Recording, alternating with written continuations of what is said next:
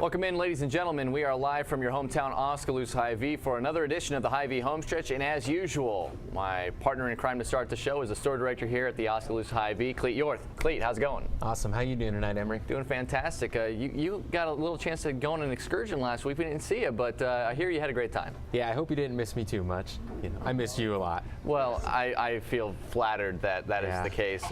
You spend a week away from work, and all you think about is the 1 hour you get to spend with me on every Thursday week. night, my wife's like, "You look sad." Well, I wish I was with Emery right now. You know what? I felt the same way. No disrespect to Ben, of course, who did an admirable job in your stead. Let's go ahead and talk about the dinner tonight. Still an hour left for people to come pick that up. What's on the menu tonight? Tonight we've got a big pulled pork sandwich with baked beans and coleslaw for only $6. So it's just kind of a nice classic meal. It's dine in, carry out. We're serving it until 7 o'clock. So if you haven't made dinner plans yet tonight, come on in. It's an awesome deal and great for in-house or taking it home. Yeah, I saw on the sign out there it says Big Dave's pulled pork. What's the difference between a normal pulled pork and Big Dave's pulled pork? Well, this one's just that much better because this was the dinner that was picked by our good friend of Hy-Vee, Dave Allgood. So he wanted pulled pork sandwich this week, so that's what we went with. It's delicious. It always is. You can't go wrong with the pulled pork sandwich. That's one of the few, one of many of the deals, of just a few we'll talk about here. You do have a big weekend on deck here. Take me through what you have coming up on this 3-day sale. Well, it's our annual mega produce sale, and just a couple of the quick hitters that we've got are we've got green grapes, fresh peaches, and cantaloupe. Any of them are just 99 cents. So that's an incredible deal. We've got so many items in this ad. There's too many to list, but we've got the biggest produce selection in town. We've got the freshest produce in town, and now it seems like half of it's on sale. So it's a great couple days to come in and stock up on all your fruits and vegetables. All right, so make sure to do that. That is just this weekend only. Yep. Now, something that's going on until the end of the month are those 6 fantastic deals that we've talked about every week since June started. Yep. And I think it's fair to hit them up one more time here for people to have an opportunity to come back in. I know there's still another full week of June left, but these are some of the best deals you're going to find anywhere. So there may be a handful of people that have not yet heard of our June deals, so we'll go ahead and cover all those. So we have General Mills cereal, six boxes for $10. We've got thick cut pork chops for only $1.49 a pound, and then if you're looking for something to go with that, 5-pound russet potatoes, only 68 cents. A little dessert for it. We've got 4 quart pails of Hy-Vee ice cream, just $2.99, and then to wash it down, you've got 24 packs of Pepsi products for $4.88, which is an unbelievable price, and then Busch Light 24 packs for only $13.99. So all smoking hot deals, good all month long here at Hy-Vee. That's unbelievable. A little bit of something for everybody there. Now, Let's go ahead and fast forward. Next Thursday, we'll have another one of these shows. We'll have another one of these dinners. What's going to be on the menu? Well, we're going to kind of stick with the bun theme that we got going this week. Ben wanted to do a 3rd-pound burger and fries for $5, and I was just thinking, well, that's kind of weak. Why don't we just do a 1/2-pound burger and fries for $5? So I can guarantee that there will be nowhere in town where you can get a 1/2-pound burger and fries for $5. You can put cheese on it if you want, whatever you want to put on this thing, but for $5, it'll definitely fill you up. Every week you continue to impress me, my friend. I appreciate seeing you again. Thanks so much for joining us, and we'll be seeing you next week. Have a great night. All right, that is Cleet Yorth, store director here at the hometown Oskaloosa Hy-Vee. Again, you still have about an hour or so that you can come and enjoy a fantastic Big Dave's pulled pork sandwich here at Hy-Vee as well. We got a full show for you tonight. We're going to have Todd Hafner of William Penn University football program. We have a lot to talk about, especially his staff and his recruiting as he wraps that up going into next season. Also, we'll be talking to Oskaloosa baseball coach Clinton Gingrich coming up in a little while. But first, we're going to talk to the athletics director at Oskaloosa High School. Ryan Parker's on deck right after this on the No Coast Network. The big Hy-Vee brand sale is going on now. Hy-Vee chips or pretzels, 10 for $10. Hy-Vee 12 packs of pop, just $1.48. Hy-Vee ice cream or sherbet, only $1.88. Hy-Vee mac and cheese, 3 for just 99 cents. Hy-Vee chicken breasts, only $1.98 a pound. Hy-Vee shredded cheese, 5 for $10. And Hy-Vee orange juice, just 99 cents. Don't miss the big Hy-Vee brand sale, going on now. Don't miss Hy-Vee's Mega Produce Sale. 3 days only this Thursday, Friday, and Saturday. Sweet corn, a dozen for just $3.88. California peaches, only 99 cents a pound. Hy-Vee one-step potatoes, just $1.48 for a 5-pound bag. Green seedless grapes, just 99 cents a pound. Fresh red or yellow peppers, 5 for $5. And get a sweet deal on candy cantaloupes, just 99 cents each. Don't miss out on these mega deals during Hy-Vee's Mega Produce Sale this Thursday, Friday, and Saturday. Welcome back to the Hy-Vee Homestretch live from your hometown, Oskaloosa Hy-Vee. My first guest tonight is the activities director at Oskaloosa High School and the boys basketball coach as well. A little bit out of season for that, but it's Ryan Parker. And Coach, thanks so much for joining us. No problem. Thanks for having me. All right, first things first. We'll get to the boys basketball program because you still got some stuff going on this summer. But the first thing that we want to hit on is, as the activities director, you don't really have an off season. Every single season of the year, you've got something going on. And baseball and softball teams had high expectations. We knew that coming in, and both of them have played very well. The baseball team, 16-8. We'll talk to Coach Gingrich in a little bit. Softball team, 21-7, going into tonight's doubleheader against Pella Christian, which, by the way, you can hear on KMZN as we speak right now. So, from your perspective, what have you seen from these teams, and have they lived up to the expectations you had for them? You know, I think early on there was some really high expectations. Softball coming off the state championship, ranked number 1 in the state in the preseason. Baseball was ranked number 7 in the state in the preseason. And sometimes you put your back against the wall on some of those. The expectations, kids feel like they don't live up to those expectations, and you know, one minor thing brings you back down to earth. And you know, I think they've rebounded fairly well from that, and they're pushing hard towards that postseason. The girls softball postseason pairings released this afternoon, and I think Coach Harms and his girls are pretty pleased with that selection and have a chance to play at home all the way through up to the state tournament. And that's why you play the regular season, is for that opportunity. And then baseball really pushing. They got about 3 weeks left, so they're really just starting that push, where softball's sort of finishing that push. That makes for very fun times. We talk about that state championship. You having a chance to share that, you know, in I think only your second or third year as the second year. Well, end of the second year, which obviously was a good time for all who were involved, myself included. And sometimes the hunger not necessarily there when you have a large core of your team coming back to a team that won the state title. But we see, as you talk about this push, it's been a week since this team's lost. They've won 8 in a row, which I think definitely helped in solidifying the opportunity to host a couple of games to get themselves back to state. And you've seen a lot of girls you haven't even seen walk in high school hallways yet that are being major contributors to this ball club. So what have you seen from this team? Because it's a very different team than we thought we would see on the field. Well, I think Coach Harms knew he had some talented kids coming through the system and didn't think he was going to have to play them this early.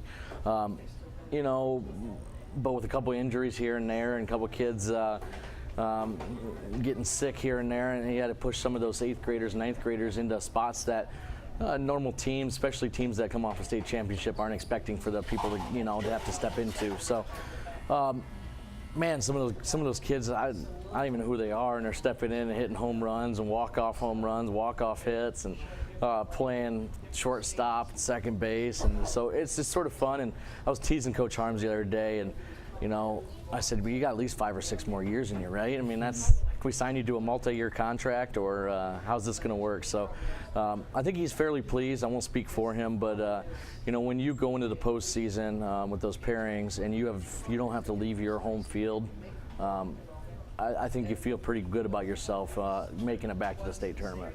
I can tell you that it's been fun for me to see this lineup kind of morph. Only 2 senior batters at most now, with Alexis Westerkamp, obviously an unfortunate injury to her in her senior season. It's a big loss. I mean, you're talking about an all-state catcher that was, you know, the battery mate of our all-state pitcher. And so every time you lose that, it's hard, but you know, you got some girls that stepped up too. When you talk about that, let's talk about some of the lineups that we've seen recently. Devin Welch, who's another solid senior right now, she's really having to battle to get on the field every game, because at third base sometimes you're getting Taylor Wills. At first base you got another freshman in Ava Vanderwall, who played quite a bit as an 8th grader. You got an 8th grader in Maddie Haynes, who's playing at shortstop on a game-to-game basis. Sometimes you've seen another 8th grader in Kaylee Johnson playing at second. Then you have a freshman in Megan Mormon now behind the plate. 2 juniors in the outfield and a sophomore in Ashley Kindley. This is a crazy team to be out there for a team that won a state title a year ago. I was teasing somebody standing on top of the hill at some home game. I said, well, there's 5 girls that are sophomore or younger out in the field right now. And they looked at it and they're like, you're right. We didn't realize that. And so that speaks well for the future. You know, you got a couple 8th grade pitchers that are having to throw at the varsity level. Again, we'll sign Jay to a 5-year contract because I think he'll be staying around just a little bit longer because the cupboard's not bare. No, and it's fun to see these goals develop. We'll talk with Coach Gingrich, who's going to be on deck here on the HyVeeHomestretch. Yeah. But the first thing I want to talk about before we talk to the team, you did a massive renovation of the actual facilities that the ball team was playing on, and it looks great. What was the process in kind of determining how you were going to do that, and then the actual process of implementing that new infield, the new mound, the new home plate area? You know, so when we look at it, we evaluate all our facilities every year. One of the things we were running into with our baseball facility is right off the base pass, there was about a 15 to 18 inch drop off. Sort of became, I wouldn't say a safety issue, but it's one of those things where you're very cognizant of it. So what we did is we came in and took down 18 inches of surface off the infield, put a little bit of surface back on. Had the Iowa Cubs come in and put a brand new mound and home plate area. And then reseeded in October, and that's what we have right now. And it's not lush, but it's very playable. It's level. We took out the baselines, you know, the dirt baselines. We have grass baselines, which has helped our bunting game this year. As you can tell, we have about 40 bunt hits at home. And I think it's more appealing. You know, when in the last couple of years, anytime a visiting team got off the bus, they walked out and started looking at our infield because it was in such rough shape and there was standing water in spots. And we really wanted to maybe not be the best facility in our conference, but one of those that people aren't talking about negative about. We've moved the dugouts down the line a little bit to increase the sight lines. Last year we put in all new bleachers, put in a bunch of concrete to make those temporary bleachers that we move around more stable so they're not rocking so much. You know, we're looking for just a bunch of different things just to make this facility fan friendly, but also something our kids are proud of. So, you know, in the end of the day, is it an end project? No, because we still have this softball project that's going to throw a new concession stand in the mix, a new restroom complex in the mix, which is a much needed thing out there, a new entrance in the mix to baseball, softball. We won't go in through cattle panels anymore. So the whole renovation and rejuvenating of the baseball, softball complexes maybe won't see it complete at this time next year, but it'll be ever evolving. And you're talking about the softball, we're just moving the field from down the hill to right next door. Yep. Going to be very easy to access for anybody, and that's definitely going to be fun to see for the community, especially with the success the programs have been doing. Yeah, you know, one thing we really looked at there is we were talking about renovating or building new, and at the end of the day, you still have a field at the bottom of a hill that has water issues. But also we have major restroom issues. You know, we have a combined 3 toilets between baseball and softball combined, and that's not enough when you have thousands of people at a home event. And so adding that concessions and bathroom complex is beyond just building a new softball field, and that goes for baseball and softball as well. So we're just continuing to try to make our facilities better, and things like, you know, spectators are proud of and our students are proud of as well.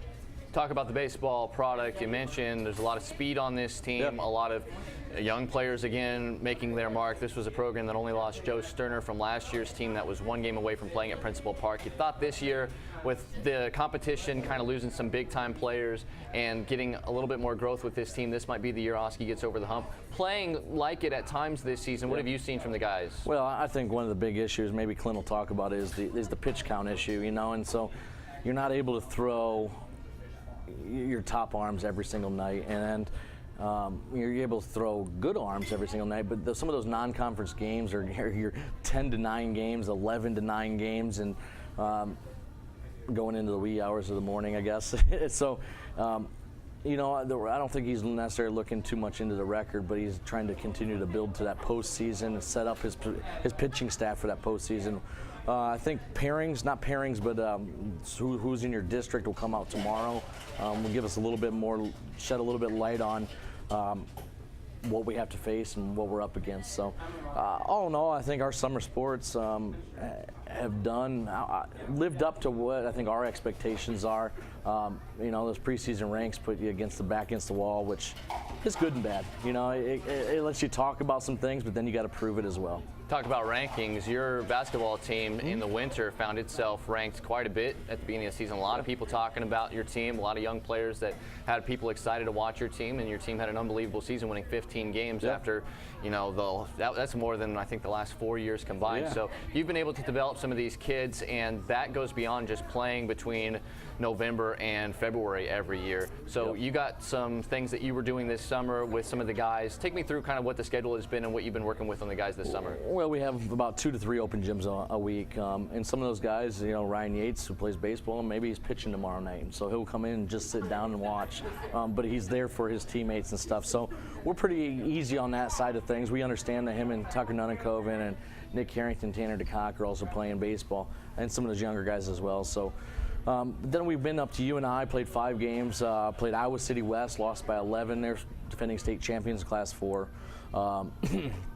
Played Waterloo West, beat them by 27. Played Urbandale, beat them by 10. Played Dubuque Hempstead, who went to the state Class 4 tournament, and lost them by 4 in the McLeod Center. And then beat Linn-Mar by 15. Been up to Cornell College last Sunday, played Clear Creek Amana, Van Meter, and Central DeWitt. And so we're continuing to try to play teams we don't see. This Saturday at William Penn, we'll play Ankeny and Des Moines Roosevelt, just 2 games. And so, we're trying to play better competition in the summer, but also, like I said, teams you don't see, but also trying to take that extra step forward. Because you're only as good as the amount of effort you put in, and if you play a bunch of teams that aren't, don't push you, how do you get better? And so that's what one of our major focuses this summer has been. You talk about that, and you're always thinking basketball at all times, even though you're very into all the other athletics Oskaloosa is producing. You did lose a few seniors from last year's team, namely Jack Moore, Andy Sterner, and some other guys that were utilized off the bench. The thing that I find interesting is what we talked about with Coach Jay Harms and being able to find some hole pluggers that turn into being real big parts of a successful team. Who are some kids that didn't play necessarily at that varsity level that you think could find themselves in the rotation to kind of help ease the loss of those seniors? Well, Nick Harrington didn't play a whole lot, but we're looking at him to step up and fill a role. All the guys that didn't play for us, we've taken some guys on the road with us so far this summer. Isaac Schultz has played really well. He scored 6 straight points against Patrick McCaffrey against Iowa City West. Showed he wasn't afraid of the situation or of the player. Austin Hafner's come up and played with us. Jackson Blythe has come up and played with us. And then you got some of those kids that were freshmen last year, the Colton Butlers, the Noah Van Veldhuizens, the Tyler Millers. Will they get their feet wet? That's up to them. How much effort are they going to put in this summer and during the winter? And so, again, it's sort of like the softball thing you said. The cupboard's not bare below, but those kids have got to put the effort into it and get better as well. And it's a little tough this year because you return 7 of your top 8, and so where's minutes to be had? But you just never know who gets injured or what happens or who moves out of the district or whatever. So you got to have that next man in mentality. All right, we talk about the summer sports and your ability to work with the guys. Football season comes. A lot of these guys are also football players. So how does the fall work for you as the basketball coach? We don't do anything in the fall. We let them completely focus on school and football. I was just talking to Coach Jenkins actually on the way over here from softball, and he called me on the phone, and we're talking. They just got done with some of their 7-on-7 stuff tonight, and we're looking for another huge year out of them. It was way better than expected last year, and now you get another year into the system. You lose some key components with Jack and Bennett and Ethan and Kelderman and Arnold, and you can go on and on. But you got a bunch of key factors back too, and I think they're looking to build on what they had established last year. I think it comes down to a 3-horse race again in that district. You got Washington, Solon, and Oskaloosa, and then the big game of probably on our schedule is opening night at our place versus Pella, who hasn't lost in 40 games, something like that. It's a lot. Yeah, too many. Yeah, 3 full seasons worth, anyways. So that'll be interesting. It'll be a packed house, and I think our guys are looking forward to that one. Well, I think that we're looking forward to all seasons Oskaloosa, the way things are going. I mean, we didn't even touch on the spring and the success that the track and field program saw, among other programs. So we are unbelievably better, and this is not me, and this is a credit to our coaching staff. we have gotten better every single year, and that's a big time credit to our kids and our coaching staff, because every one of our sports is on the rise. It's fun for us to cover as well. Coach Ryan Parker, boys basketball coach, Oskaloosa High School, and the activities director. Coach, thanks so much for joining us. No problem. Thanks, Jay. All right, that's Ryan Parker. We'll take a break, come back with Oskaloosa head baseball coach Clint Gingrich right after this on the HyVeeHomestretch on the No Coast Network. The big Hy-Vee brand sale is going on now. Hy-Vee chips or pretzels, 10 for $10. Hy-Vee 12 packs of pop, just $1.48. Hy-Vee ice cream or sherbet, only $1.88. Hy-Vee mac and cheese, 3 for just 99 cents. Hy-Vee chicken breasts, only $1.98 a pound. Hy-Vee shredded cheese, 5 for $10. And Hy-Vee orange juice, just 99 cents. Don't miss the big Hy-Vee brand sale, going on now. Don't miss Hy-Vee's Mega Produce Sale. 3 days only this Thursday, Friday, and Saturday. Sweet corn, a dozen for just $3.88. California peaches, only 99 cents a pound. Hy-Vee one-step potatoes, just $1.48 for a 5-pound bag. Green seedless grapes, just 99 cents a pound. Fresh red or yellow peppers, 5 for $5. And get a sweet deal on candy cantaloupes, just 99 cents each. Don't miss out on these mega deals during Hy-Vee's Mega Produce Sale this Thursday, Friday, and Saturday. Welcome back to the Hy-Vee Homestretch. You still have about 40 minutes or so to come and have a fantastic Big Dave's pulled pork sandwich. For the meantime, I'm being joined by the Oskaloosa head baseball coach, Clint Gingrich. Coach, how's it going? Good. Thanks for having me tonight. Thanks so much for joining us. First thing I want to touch on is the most recent games that you guys played, a couple of games against Newton. Not the cleanest games that Oskaloosa has played this season, but a couple more wins. You sweep the season series against a conference team, which is always a plus. 16-8 on the year. Getting closer to figuring out who you're going to play, kind of doing the math of figuring out how many home games you might get, who you might be seeing in the postseason. Do you feel like your team's playing their best ball of the season right now because the wins are there, or do you think there's still some things that you'd like to see your team work on? Well, there's always some things we could definitely do a better job and clean up, but since last Friday, I thought we really kind of turned the corner a little bit, started playing really good. Really good ball, a little more consistently, which is exciting to see. Have a little better approach at the plate. Pitchers did a really nice job last night. Nick Harrington threw a great game for us, and then Peyton Krause and Seth Sarver did a fantastic job of pitching the second game. So that's exciting to see when your core starters are continuing to do a good job. And Ryan Yates did a nice job against DCG Monday night as well. So. Yeah, I mean, I think we were 11-7 before we went into the Grinnell game last Friday, and since then we've gone 5-1 to get a 16-8, which I think is a good chunk out of the season to get things going in the right direction here as we approach the end of the season. You're going to find out who you're going to play, whether it's tomorrow or shortly thereafter.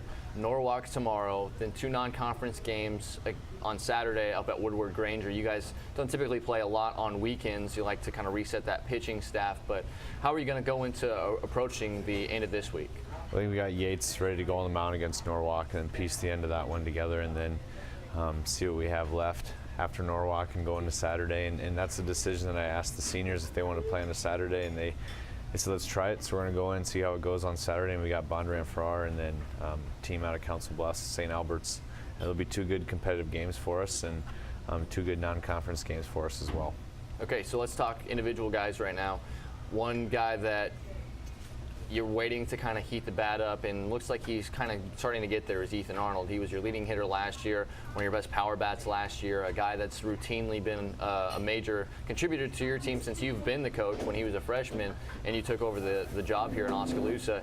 Knowing what he's capable of and kind of how he struggled the first half plus this season, what have you seen from him as he's been trying to make an adjustment to get his bat hot again? Well, the consistent thing throughout the season, Emery, is his strikeouts have been low, which is always good, and it's easier to keep a guy towards the middle of the lineup when you're putting the ball in play at least. He had a huge hit for us against DCG, that 3-run shot that ended up pretty much deciding the game. His quality at bats are right there in the middle where they need to be, about that 50% range along with other guys. And the exciting thing about Ethan and the other guys on the team is I was just looking at their stats on the way over here. You know, their batting averages are all continuing to climb, which is really good to see. It shows that those guys are coming around. If our bats peak at the right time, which it looks like they're going to here in the last third of the season, we should be set up for district play really well. You say that, and I can't disagree with you because when you look at the team and the way that it's kind of set up, you look at a guy like Tucker Nunnikoven, who's really come on of late. A lot of multi-hit games for that kid, and his speed lends himself well. He's batting in the number 2 hole. The reason he's not leading off is because the kid that you have leading off, the first-time full-time varsity player, a freshman, Tyler Miller, has been as hard and out to get as there is in the Little Hawkeye Conference.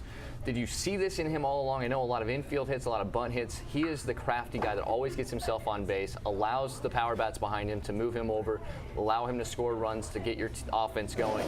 Is this something you expected from him? Because he's still batting over 500 on the season.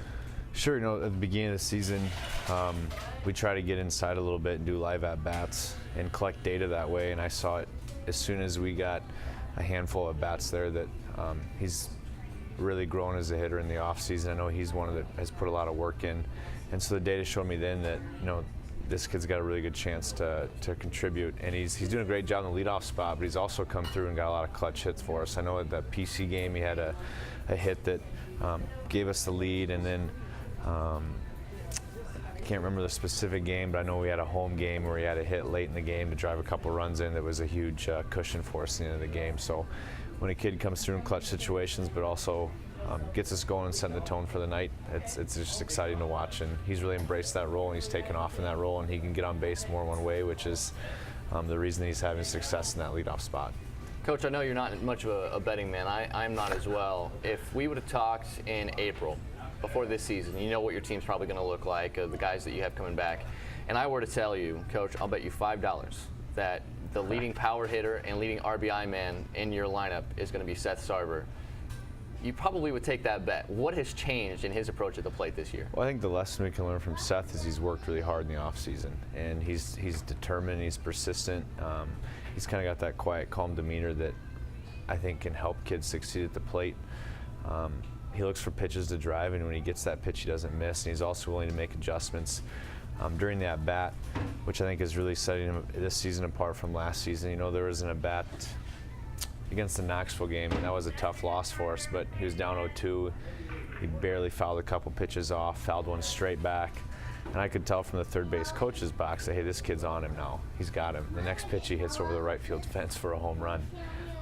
So it's exciting to watch the kid make adjustments during the at-bat, especially when that was something that he struggled with the year before. So it's just really exciting to watch that kid grow, and he's doing a great job for us. He's driving runs in, and he's in a spot where guys are kind of resetting the lineup halfway through. So he's kind of that cleanup hitter in the 9-hole for us, which makes sense in my mind, and it's working, and he's driving a lot of guys in, and he's really come on for us. What I like about your lineup is you kind of always are shifting guys around, trying to make it work, but you haven't moved him really at all, based because he's hitting and it's driving in runs, even if he is in the bottom of the order.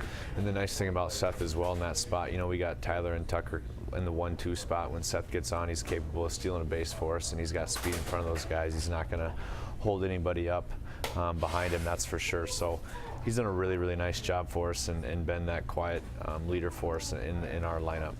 I say this, he's leading you in home runs with 3. He's had 11 doubles, which leads the team. And this, by the way, a kid that played almost every game last season as a batter and had all of 4 extra base hits total. He has 11 doubles this year, 3 home runs, 25 RBI, all team highs. The one thing that with him last year that was kind of a struggle, but kind of the struggle this year, is he struck out 20 times so far. He's still hitting 406, and he's still got an on base almost 500, but the 20 strikeouts, for those of you who are unfamiliar with how that all works out, that makes his balls, or batting average on balls hit in play average. He's hitting almost 700 when he's not going to hit in play. Is there any concern that maybe he'll cool off a little bit in finding the holes, or are you convinced that he'll be able to lower those strikeout numbers to keep that batting average about the same? I think Seth, with his strikeout numbers, I think that's something that he works really hard at to reduce. I'm really proud of him where he's at this year, and you compare this year to last year, he's way lower when you especially look at the number of bats he's had this year compared to last year. And so I want to make sure that I'm positive, but that's a concern, and I think if he was sitting here, he would say that as well. But he's working through that, and if he does have a game where he strikes out, I feel like he's turning the page quicker now, and he has more confidence. In high school, sometimes you might get a pitch called on you that you don't think is a strike, and And when you're in high school, that can really be detrimental to an at-bat, and I feel like he's making adjustments quicker based off that, which is exciting to see. So, the strikeouts is an issue, but I can just tell that there's a difference in his approach, and our coaching staff sees that, and his teammates see that. And I think it's pretty easy to see that from the stands as well. When a kid has confidence, that's exciting. But the other issue to that is, empty outs. Strikeouts are empty outs, and if you can put a ball in play more consistent, you move guys over, you can drive guys in with a sac fly or a ground ball to the right side, especially if you're a left-handed hitter like Seth. And so when there's empty outs, now you got something to wrestle with. So how do you wrestle with that? Well, you want to get at bats, and you can find at bats, but it just depends on where that's at in the lineup for us. And he's done a really nice job of embracing where he's at. And I look forward to continue to watch him have success throughout the end of this season. You saw that in football too. He's just a consummate team guy. No matter what he's doing, he plays his role to the best of his ability. He's done so as a pitcher for you as well. But he's hitting it so hard that it makes me feel like even if this maintains, I think he's still going to find plenty of holes, because his slugging percentage for a guy that's batting in the 9 spot, he's slugging .719. This is unheard of stuff at this level. So with him at the bottom, you have Miller and Nunnekoven at the top. That number 3 spot, while Arnold's kind of trying to struggle, you kind of mixed in Bennett Spry a little bit. And Spry, since you've been the coach, has been a guy that you utilize kind of as a utility guy when he's a freshman, been an everyday player from his sophomore year on, and a consistent contact hitter. Had some struggles earlier this season, but what have you seen from him as you've been able to kind of shift him around the order to try to be able to drive in guys like Sarver, Miller, or Nunnekoven? Sure, I think, not only Bennett, I think there's a couple of guys that were big contributors last year, maybe struggled a little bit at the beginning of the season, but they worked through it, and I think Bennett's seeing the ball really well right now, and even when he's not getting hits, you can tell that he's just missing it, and you can see Bennett, you can see that Bennett's locked in. And he's driving the ball to left center for doubles, and that, when he's doing that, he's locked in. And so we were kind of looking for another 3-hole hitter to get Ethan going, move him down a little bit. Bennett's name came up right away, and I feel like he's embraced that, and he's continued to hit for us in that spot. And he's one guy that, his strikeout numbers, that's a tough spot to hit in. You're not going to get very many pitches to hit, and so when you're producing in that spot, that you're not getting a lot of pitches to hit. When you are getting pitches, you're not missing them. So he's done a really nice job for us in that spot as well. 10 doubles, 4 triples, on-base percentage of .425. He's batting .372. I think he's doing a pretty good job. He's also driven in 23 runs as it stands right now, which is a very good number for a guy that usually is a top-of-the-order kind of guy, but moving him into that middle spot with Miller and Nunnekoven really blossoming here at the top of the order. Another guy that's kind of on fire right now that we've seen at the top and the bottom of the order his career is your junior shortstop, Alex DeYoung, who's now all of a sudden batting .390 on the season. What have you seen from him? Oh, man, we put him down the bottom in order to try to get him going a little bit at the beginning of the season, but he's scrappy. He's going to grind out at bats, and when he gets pitches to hit, he's driving it. And the good thing about Alex is that he can get on more than one way. He can drop a bunt down, he can fake bunt slash, and when he does that and pulls the infield in, all of a sudden holes open up. A great example is at the Pella Christian game where backs are kind of against the wall, and Alex does a fake bunt slash.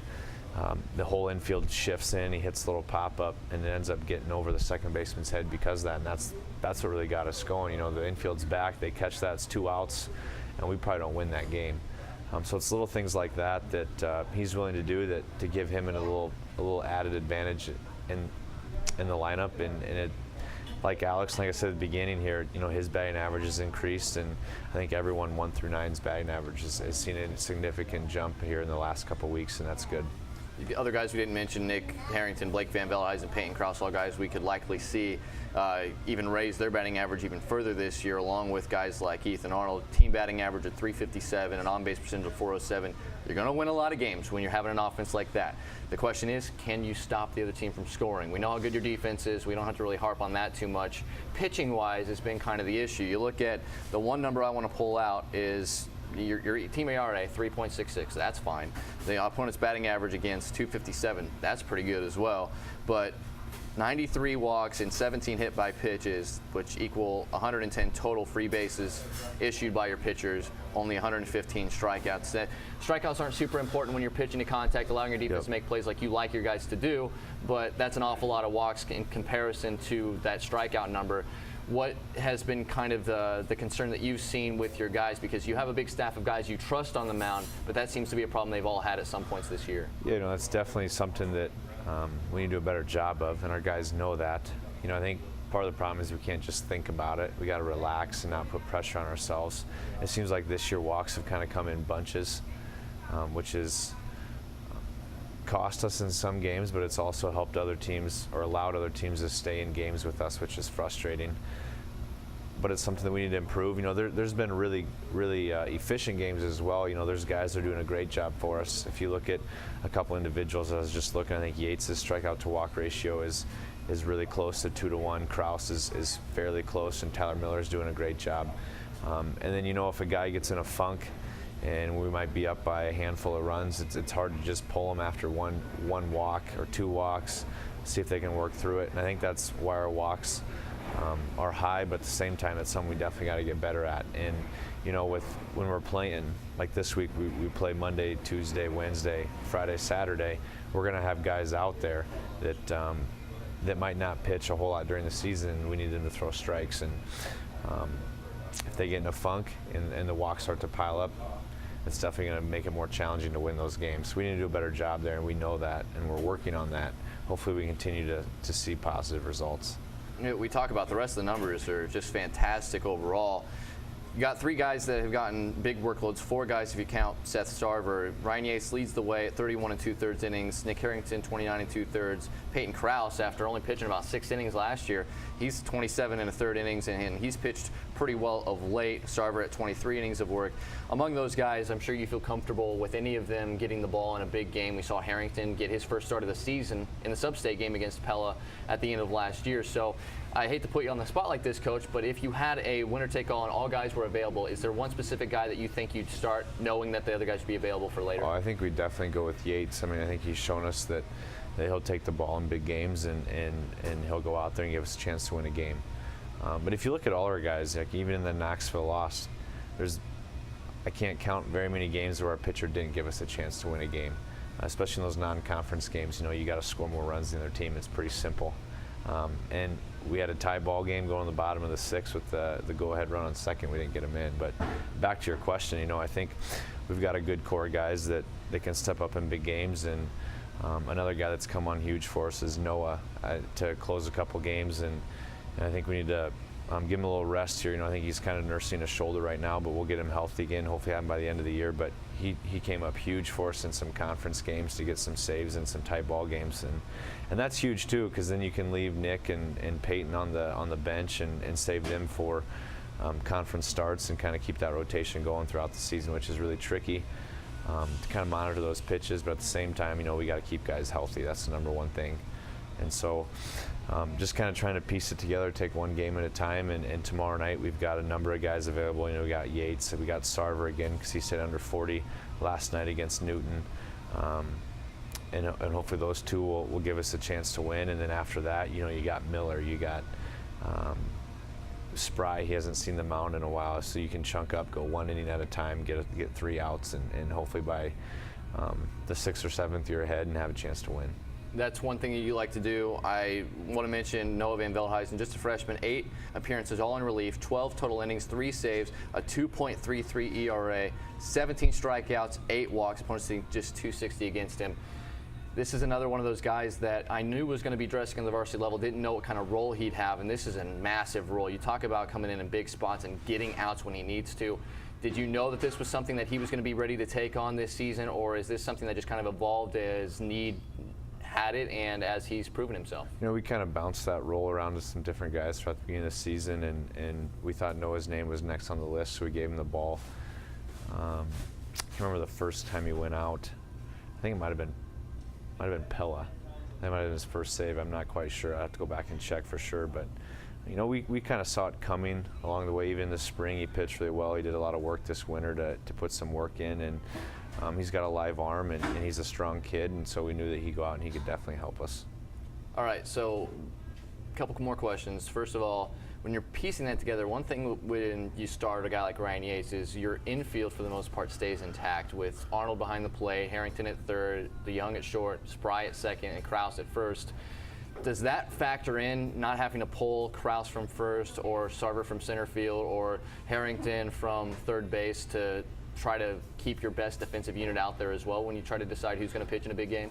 I feel like defensively, I feel like we have guys that can help us that are on the starting 9. You know, if you put Peyton on the mound and you got Ethan at first, and he's done a great job for us at first base. And if you take Seth and put him on the mound, we've got Cole Kraber or Charlie Bannister that can play the outfield, or same with Tyler. If you put Tyler on the mound, same thing there. And when you put Nick on the mound, then you put Ethan at third, or Keaton behind the plate. He also works. Keaton DeCock's doing a great job for us behind the plate. Catches a really good game. And so we've got defensive options that can definitely keep us in any ball game. And Nick Harrington can move around the infield a little bit as well. We got Ryan Yates that can play middle infield positions. And Ryan could play, you know, he could play first. He could probably play third. We got guys that can move around, help us in multiple positions. When you have that, I don't really feel like our defense is better or worse when there's a certain guy on the mound, which is really good.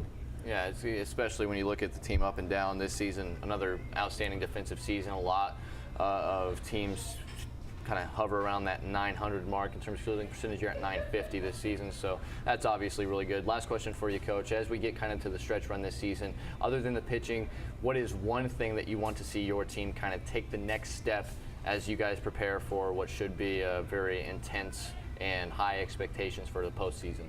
You know, I think it's just playing our brand of baseball every night, you know, making sure that we're doing all the little things right and take a lot of pride in that. And I understand that, you know, when you're playing 6 nights out of 7 in a week, that's a grind, that's a drag. And when you're on the road, or, you know, when the weather gets warmer, that's a lot. It's a long night when you're playing doubleheaders, conference doubleheaders. When you're playing games like Tuesday night where the score is back and forth, a lot of runs, a lot of plays, a lot of pressure situations, a lot of balls put in play. We just need to get over that hump that where we're really firing on all cylinders, and I think we're getting there. I know our guys are excited. Our guys are showing up. They're working hard, but we just need to get over that hump and make sure that we're really firing on all cylinders as we approach the last third of this season. Coach Gingrich, always fun to have you on. Thanks so much for joining us, and can't wait to see what this team does, and we'll be talking to you again, obviously, very soon. Awesome. Thanks for having me, Emery. That is Clint Gingrich, the head baseball coach at Oskaloosa High School. We'll take another break. When we come back, we'll talk William Penn football with head coach Todd Hafner right after this on the No Coast Network. The big Hy-Vee brand sale is going on now. Hy-Vee chips or pretzels, 10 for $10. Hy-Vee 12 packs of pop, just $1.48. Hy-Vee ice cream or sherbet, only $1.88.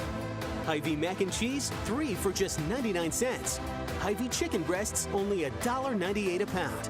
Hy-Vee shredded cheese, 5 for $10. And Hy-Vee orange juice, just 99 cents. Don't miss the big Hy-Vee brand sale, going on now. Don't miss Hy-Vee's Mega Produce Sale. 3 days only this Thursday, Friday, and Saturday. Sweet corn, a dozen for just $3.88. California peaches, only 99 cents a pound. Hy-Vee one-step potatoes, just $1.48 for a 5-pound bag. Green seedless grapes, just 99 cents a pound. Fresh red or yellow peppers, 5 for $5. And get a sweet deal on candy cantaloupes, just 99 cents each. Don't miss out on these mega deals during Hy-Vee's Mega Produce Sale this Thursday, Friday, and Saturday. We're back here. We're talking fun stuff with Coach Todd Hafner of football and William Penn University. Coach, thanks so much for joining us. Thanks for having me back. First things first. All right, so we talked a couple weeks ago. Yep. Kind of closed the book on your father, Greg Hafner, who did an outstanding job helping build the reputation for William Penn athletics, football team, basketball team. We've seen so many other programs enjoy plenty of success, the bowling teams, golf teams. Speaking of golf, Nick Rule, the women's golf coach at William Penn, gets the job as the new athletics director at William Penn University. Take me through your thoughts as that is announced. I know nobody bleeds, you know, Navy and gold more than the coaching staff that we have here. You know, students have a lot of pride, but the coaches bleed for the school. Nick being one of those, you being one of those. What was your thoughts when you heard the hire? Oh, I thought it was fantastic, you know, and I know that there were some other internal candidates that were all, you know, great candidates along with Nick. You know, I really think that, you know, Nick bleeds blue and gold. I mean, you said it, and he's passionate about, you know, how he wants to move the athletic programs forward. you know, he and I, and not just he and I, but he sat down with a lot of the head coaches already and just kind of, you know, expressed what his vision is for the athletic department. And, you know, it was right in line with what Dad was trying to do. And I think that Nick's going to be great. You know, we're all excited for him. He's as excited as can be, running around the campus like a chicken right now, just trying to get everything in order. But we're excited for him, and we're excited for our athletic department, and I think it was a great hire. Speaking of hires, I hear little birdie told me that you have a new coach joining the staff. Take me through how that came about. Well, you know, our offensive coordinator position seems to be a little bit of a revolving door right now, just because we've been able to put really good coaches in that position. And, you know, with Chris Stutstream and Charlie Hopkins, and, you know, Chris left us 2 years ago, Charlie left us this year, but, you know, they're both leaving for great positions. You know, Charlie just left on Tuesday. He went to take the offensive tackles coaching position at the Citadel. It's an FCS school. It's close to home. It's in the same conference that he played in at Georgia Southern. And so, you know, we're very happy for Charlie. He did a great job for us. He brought a lot of great ideas and things that we'll continue to use moving forward. Really what that did is it allowed us to move Brett Stewart, who's been on staff, played for us, been on staff now for almost 10 years, and you know, move him into that position, to the full-time football coaching position. And it allowed us to hire someone else, and we decided to hire Tyler. And I mean, his mom's super stoked about that. I can tell you that right now. But we are too. Tyler's going to do a great job for us. Tyler was, you know, he was a great player for us, but Tyler brought a lot of really good ideas when he played. You know, he saw a lot on the field. We think that we're going to get a lot of the same stuff out of him as a coach. He's super excited. And I think maybe that's the most important thing. You know, he's going to be excited to come back and be a coach. And when I asked him, I thought there was no way he would get out of what he does, because I know he really likes what he does. And you know, the opportunity presented itself, and he said yes, thankfully. And we're super excited to have him back. Okay, so for those of you who don't know, Tyler Hafner played at Oskaloosa High School, yes. Then went on and started at quarterback for a very successful William Penn program for 2 years, really developed. I mean, I'm not going to lie to you, Coach. His sophomore season, I'm just like, I'm not so sure, you know. Well, you weren't the only one. I'm not so sure this Tyler Hafner kid is going to be able to carry this team where we've seen it go with Taylor Parsons and Ryan Van Dalen before. And man, did he prove me wrong his last couple of years as a starter.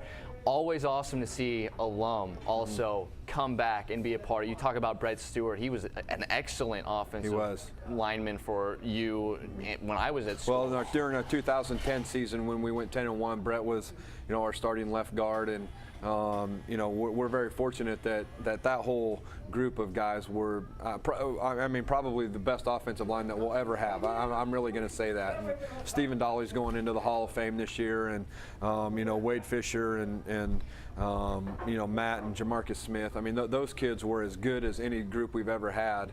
And Brett's really carried that over into coaching. Brett's passionate about coaching. Brett's passionate about William Penn. And you know, I'm a firm believer that, and when I do my research for my master's program, when I get that thing going in the right direction here, I'm going to look into when you hire someone as an alum, or if they have a vested interest in a university. I think deep down that you have a better chance to be successful. I really do. And you know, we're excited to have Tyler back, and I know, you know, he's passionate about that place, and he wants to do as well as anybody. Third generation of Hafners getting involved in this football program on the administration level, not just the playing level. So with that being the case, you mentioned that, and that's going to segue great into my next question. All right. You have Clayton Norberg, who's been around for a little while. He didn't go to William Penn, but he's at this point, he knows what's going on. All right. You got Brett Stewart, we just talked about. Trevor Strong, who this is going to be his third season. He's from a school similarly sized in Morningside. Then you got Stan Osbach. He's you know, a William Penn guy. You look at Aaron Henna, he went to Iowa State. It's, I think, 4 years now. His wife graduated from William Penn, so there's your vested interest, you know. And then Ricky Corcoran, who's a graduate of William Penn University. You know, then you got Taylor Ybarra, Van Parker, JT Dotson, who was a part of the staff last year, a guy who played as part of, I would venture to say, if you don't mind me saying, the second best offensive line William Penn's ever been able to produce. So I agree. that's 75% of your coaching staff has some level of vested interest in this program already, and most of the other guys have been here for at least 3 or 4 years. Yep. That has to make you feel good that whatever you guys try to do, there's a continuity. The players know what to expect. Even if you have a revolving door around an important coaching position like offensive coordinator, they know they're going to get taken care of. They know what to expect. I don't think you guys are going to switch your offensive scheme a little too often here.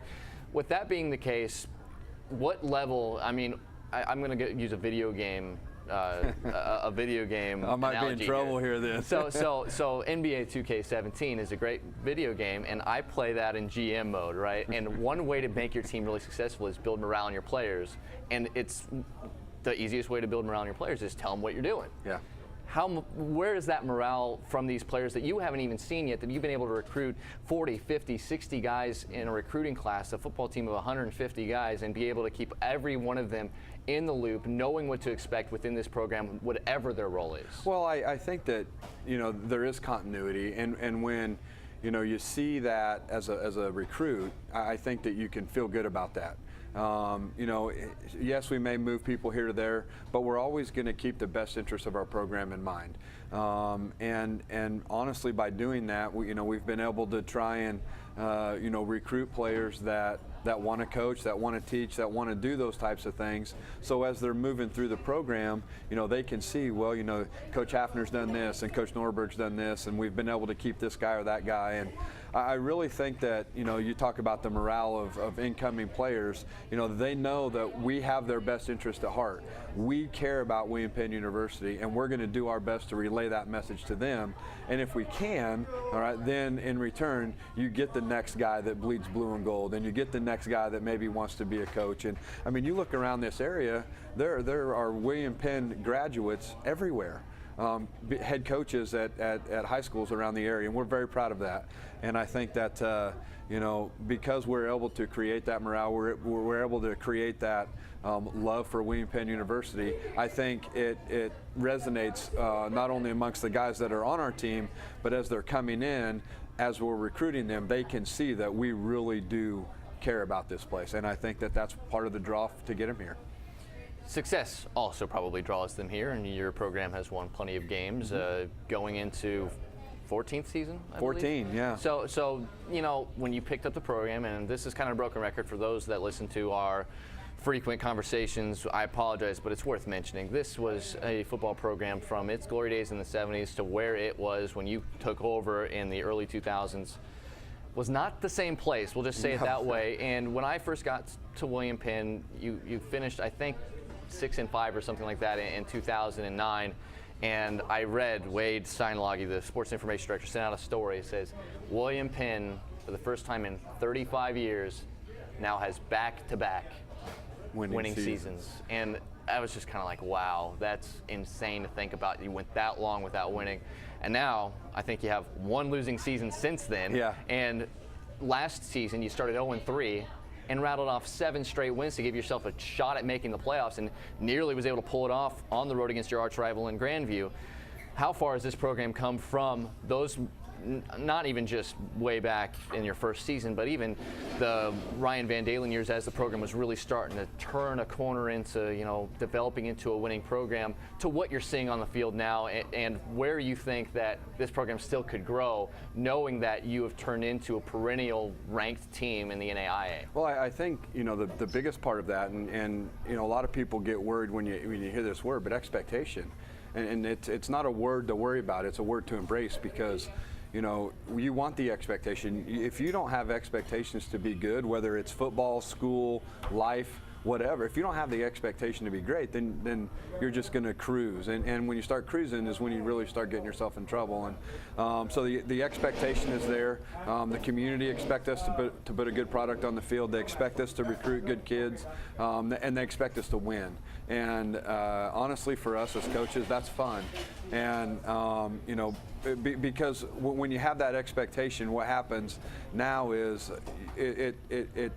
it drives your kids and your coaches to not get lackadaisical, to not start to dwell on what has happened in the past. Let's make sure we're living for today, that we're doing everything that we need to do to make ourselves a better football player, person, and student today, all right, and then we'll worry about tomorrow, all right. But we have to win today in order for us to be good tomorrow, and if we can do that each and every day, then the expectation is going to be met, and everybody's going to feel good about what's going on at William Penn.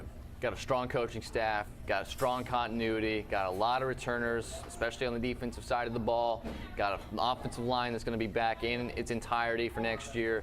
There's still some question marks as to where certain spots, who's going to be playing certain spots. I know you haven't even gotten a chance to see these guys in camp yet, so what is the agenda as we kind of sprint to the last month and a half of the summer here? I know you probably still have some guys that are hanging around that you're seeing work out and everything.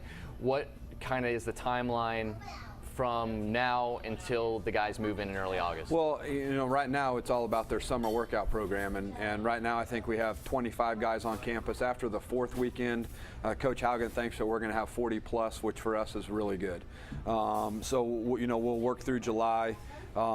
Actually, Mandy and I and our kids here at home, we're going to go to Hawaii for a week to watch to be with Tyler and Ashley as they get married. They're going to go get married in Hawaii, and so he's going to move to Oskaloosa as a newlywed, and we're really excited about that not only vacation, but that event. Excited to have Ashley in our family. She's a fantastic young lady, and then we'll get Tyler and Ashley moved up here. August the 5th, our kids report, and it's like you said, it's a sprint to the finish. And so, we're really looking forward to it. I think that we have a chance to be really good. And, we returned 17 or 18 starters off last year's team. We feel really good about the players that we have. We've tried to add a piece here and there to try and make us better. But all in all, we feel that we could go with those guys and add a few and be ready to go win another conference championship, and that's our goal. So, that's kind of the agenda for now, and we'll worry about August 26th. As that starts to get closer, we'll go down to Baker and try and beat the #2 team in the country, and go from there. Coach Hafner, it's always fun really talking to you. Thanks, man. And getting insight into this program, just knowing where it's come from, and getting the privilege to be hanging around here in Oskaloosa and getting to witness it as a student and then as a member of the media. Thanks so much for joining us here on the HyVeeHomestretch. You bet, man. Thanks for having me. I'll come anytime. Well, I love this show. As soon as these guys move in, don't think I'm not going to be calling you and asking you how these first couple of practices are going. And I am very intrigued at some of the battles that are going to take place for those open spots in the starting lineup. This is going to be a really fun year for William Penn football, a chance to maybe make the playoffs once again in the Heart. Thanks so much for joining us, Coach Todd Hafner. Thank you. Appreciate it. All right, we'll take one more break, come back and wrap things up right after this on the HyVeeHomestretch on the No Coast Network. The big Hy-Vee brand sale is going on now. Hy-Vee chips or pretzels, 10 for $10. Hy-Vee 12 packs of pop, just $1.48. Hy-Vee ice cream or sherbet, only $1.88. Hy-Vee mac and cheese, 3 for just 99 cents. Hy-Vee chicken breasts, only $1.98 a pound. Hy-Vee shredded cheese, 5 for $10. And Hy-Vee orange juice, just 99 cents. Don't miss the big Hy-Vee brand sale, going on now. Welcome back one final time here from your hometown Oskaloosa Hy-Vee. We appreciate you for joining us for another edition of the HyVeeHomestretch. We'll have another fresh show for you next week, including the fantastic dinner here at Hy-Vee, which starts at 4 o'clock. Our show is from 6 to 7 Thursday night for the HyVeeHomestretch right here on the No Coast Network. I'd like to thank all of our guests tonight. Ryan Parker, the activities director at Oskaloosa High School and the boys basketball coach. Clint Gingrich, the head baseball coach at Oskaloosa High School. And, of course, Todd Hafner, the head football coach at William Penn University, for coming in and joining us this week. Fresh guests next week. Little birdie told me Nick Rule, brand new athletics director at William Penn University, will be on the show next week. So be sure to check us out for that. That'll do it for us. For our director, Miranda Keeler, and for Alyssa Phillips back in the No Coast Network studios, this is Emery Sunker signing off for the HyVeeHomestretch on the No Coast Network.